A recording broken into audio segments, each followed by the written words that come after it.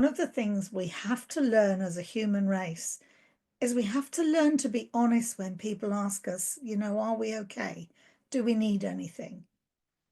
We have to be brave enough to say, actually, I need a listening ear. Have you got time to spend a cup of tea with me, or a coffee with me, or go for a walk with me?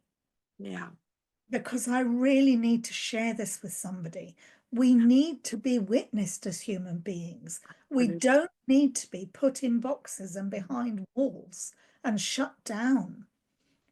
The more honest we are, the more wisdom we learn from others who've had, probably a lot of them, not dissimilar experiences. Some of the things I learned when I started to speak up on Facebook were that so many people I'd become connected to through various groups and things were actually all experiencing the same thing, but they'd never felt safe to express it until I started to put my head way up above the parapet.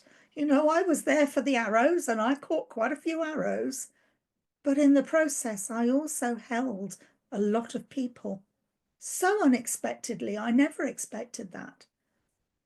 But my community has grown by being vocal.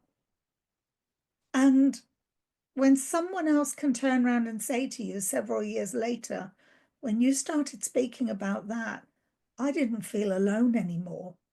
That was, my heart did a few flips when people were telling me that, because I just, I'd felt so alone in myself, but I didn't, because I've always talked about it, because I didn't know how else to deal with it except talk about it.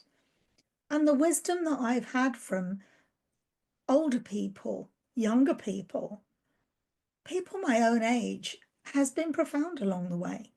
Just an odd word of compassion, a word of love, a word of consideration. They're all moments of wisdom that have such a big impact on how we hold ourselves safely through the process we're experiencing.